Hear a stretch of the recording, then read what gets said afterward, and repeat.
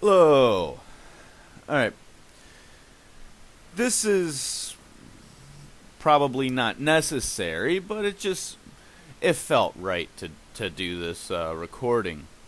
This is in response to a comment on one of my other videos on, let's see, I'll read it here, and I quote, "So you claim women are dirty. Unless they are all lesbians, an equal amount of men have to have the disease as well. Who are these dirty women having sex with?" Yeah, this is a chick who apparently, yeah, I don't know.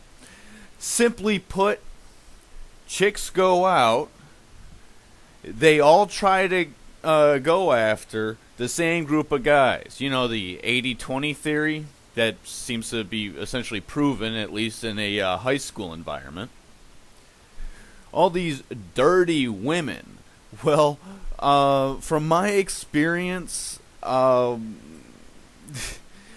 have yet to actually meet a chick that I would actually call clean. That's a whole nother thing. But what we have here is, who are these women going having sex with? Well, whoever they want. And if you actually read the articles I posted in the description box, the top one, actually the author and a couple of the commenters in there specifically state that they waited until after they had sex with a man to tell them that they had an STD. If a man does it, that's assault. If a man does it, that can be, depending on what it is, attempted murder. A woman does it, it's a relationship tactic. No. You want to go and argue about these dirty women? Well, guess what? Those charts are not my numbers.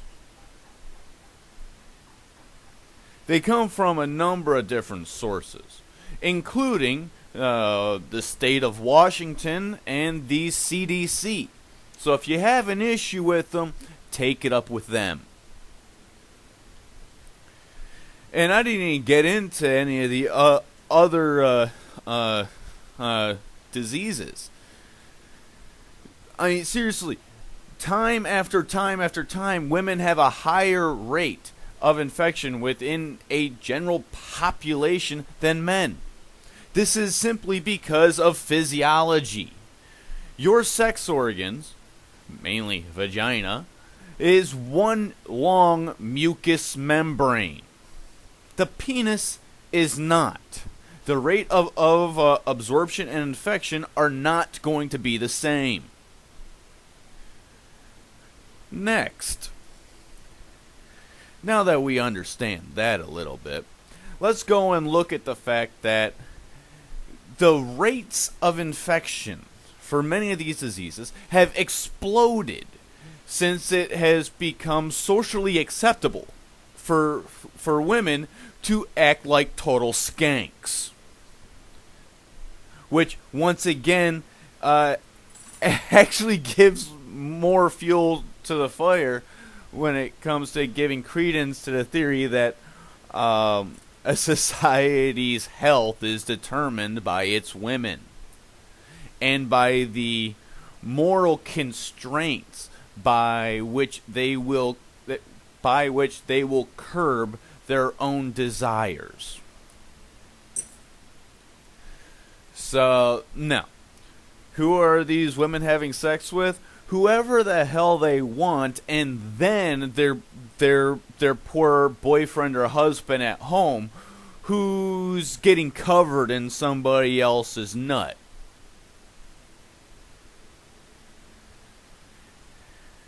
And you know what?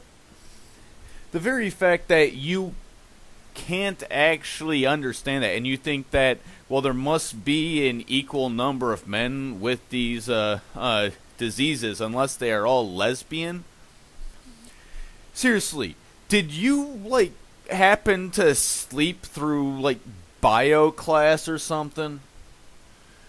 Because most of this should be common knowledge by the time someone reaches the 10th grade.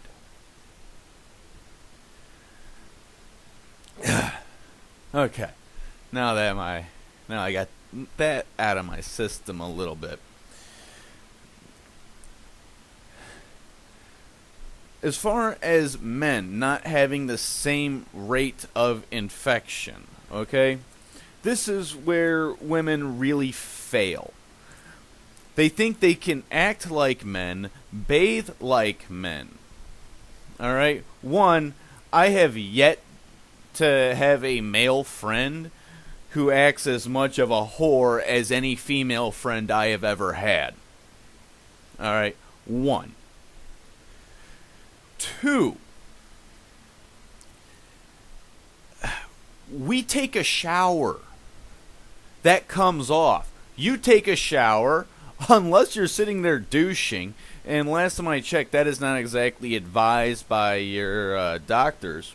Unless you're sitting there douching every time you go and have sex, and you actually got to get up in there and make sure you get everything out inside of approximately 30 minutes. Unless you're doing that, guess what? You got it.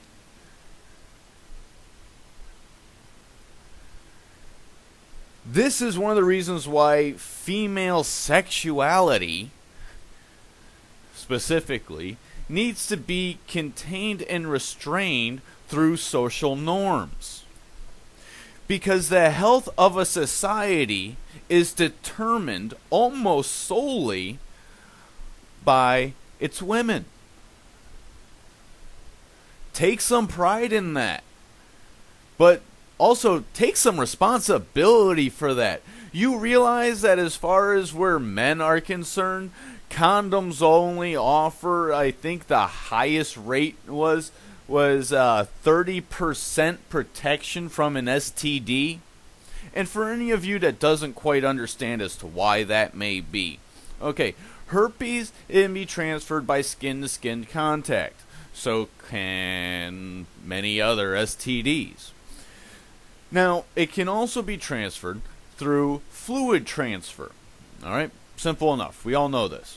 So how do you get infected from a condom? Well, simply put, condoms only protect women with certain STDs. Because the male penis is completely enclosed in the condom, and as what you are referring to typically when it comes to STD is fluid transfer. All that gets caught in the condom. So it protects the woman. It does not protect the man. It does not protect the man because I don't know about you, but just about any time I go and screw a chick, she leaves a giant wet spot all over the bed, the couch, the floor, whatever, and it's all over my junk, whether I'm wearing a rubber or not. So condoms essentially only protect females. I also find it funny that females always go and yell at men for screaming and about picking up and getting condoms and stuff. You know, they have had a female condom out for a few decades. But, oh, wait, that's right. You don't like the feel of it. Go figure.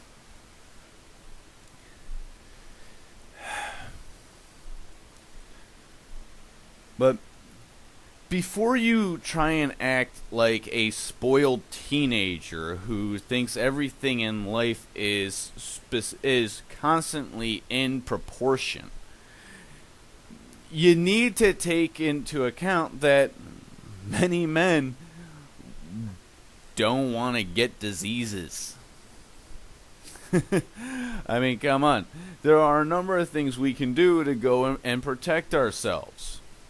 There are even more things you women are able to do to protect yourselves and then any future sexual conquest you may have later on.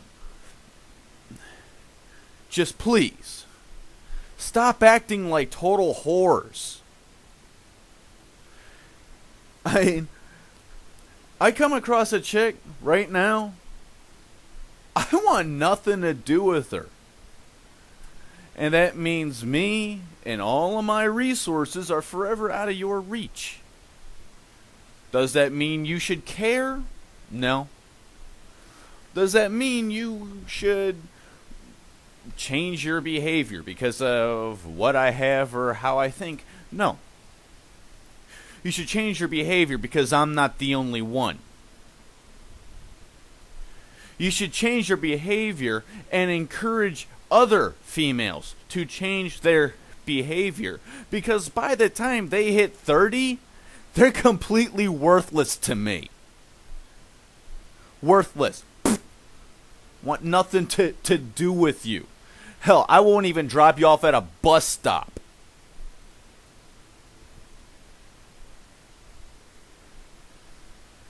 You think I'm gonna go and have a long-term relationship with a chick that is... Oh, by the way, females are far more likely to cheat than males. I believe it was a University of Washington state, or maybe Berkeley, but they ended up going in and running around and asking people questions on a survey as to whether or not they've cheated. What was funny was that approximately 87% of men had said they had cheated.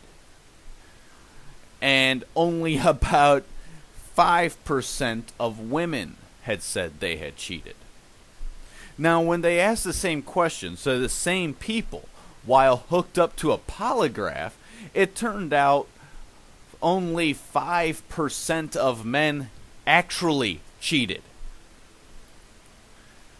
Meaning, men are more likely to lie about going out and cheating on their girlfriend in the sense of actually doing it.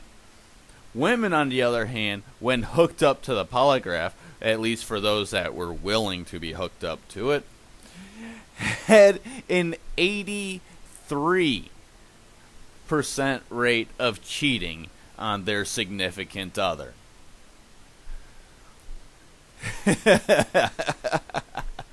Seriously, this really is starting to back up that 80-20 theory. So before you start going and screaming about where all the diseased men, maybe you chicks should just keep track of who the hell you're screwing.